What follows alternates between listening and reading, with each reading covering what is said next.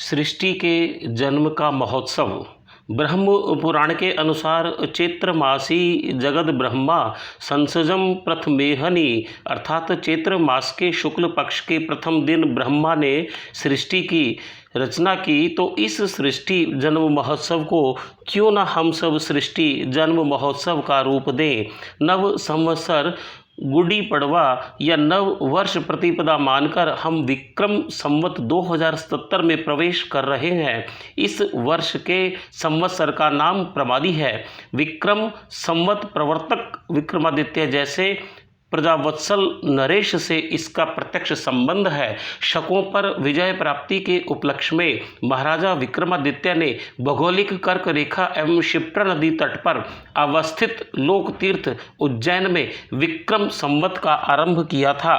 वहीं उन्होंने काल गणना केंद्र के लिए सर्वश्रेष्ठ स्थान मानकर काल द्योतक स्वयंभू श्री महाकालेश्वर के मंदिर की स्थापना की।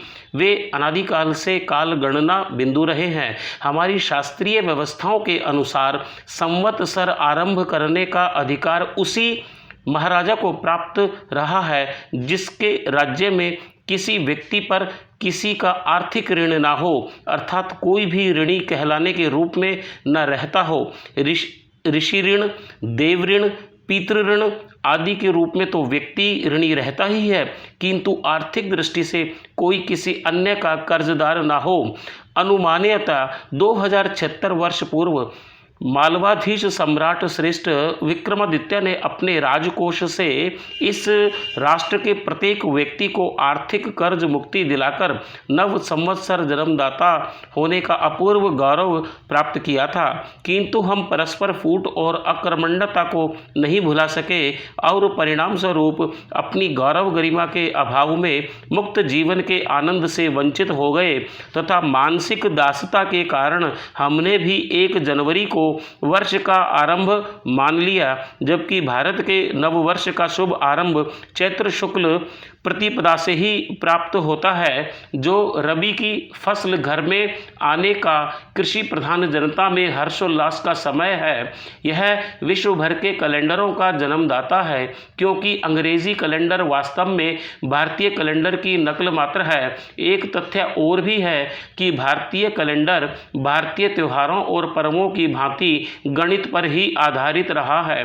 ऋग्वेद कालीन भारतीय काल गणना ने अपनी मेधा से तिथि, माह, संक्रांति तथा उनका प्रभाव देखते हुए संवत संरचना की और नक्षत्रीय स्थितियां जान ली थी। ऋग्वेद संहिता 1:164-11 में इस संदर्भ में कहा गया है, द्वादशारम नहीं तज्जराये वरवती चक्रम परि धार्म तस्य अपुत्र अग्ने मिथुनासो अत्र सप्तशतानि विश्व सती चस्तुथ अर्थात संवयात्मक आदित्य का 12 आरों वाला चक्र धूलोक के चारों ओर सतत भ्रमण करते हुए भी नष्ट नहीं होता है।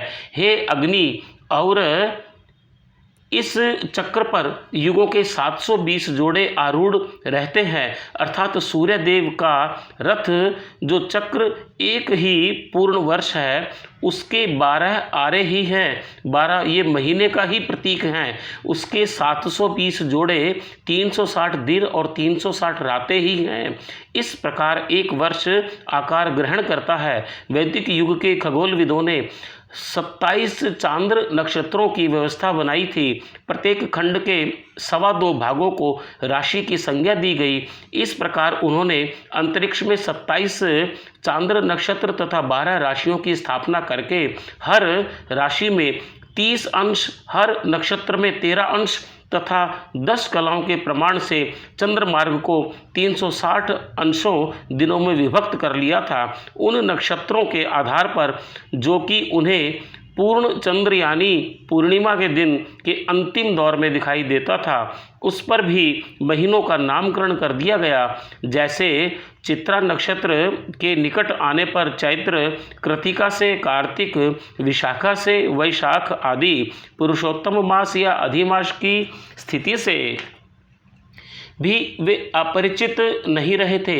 ऋग्वेद संहिता 1:25-8 में इस तथ्य का स्पष्ट संकेत है।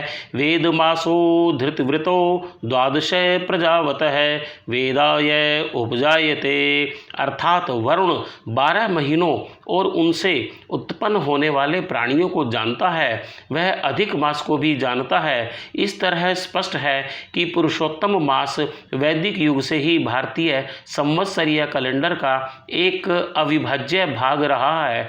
वैदिक खगोल शास्त्रियों ने यह निष्कर्ष निकाल लिया था कि चंद्रमा अपने तय मार्ग से प्रतिवर्ष 11 अंश पीछे हटकर आता है, इसलिए चंद्रमास का ऋतुओं से समान संबंध रखने का उद्देश्य से उन्होंने प्रत्येक 3 चंद्र वर्ष व्यतीत हो जाने पर एक अधिक चंद्रमास को उसमें जोड़ देने की व्यवस्था रखी थी। इससे सौर वर्ष का तारतम्य स्थापित हो गया और सौर मास के प्रथम दिवस को संक्रांति नाम दे दिया गया तथा साथ ही सूर्य व चंद्रमा के मार्ग में 12 अंशों के अंतर के समय को तिथि कहा गया। जय हिंद, जय भारत।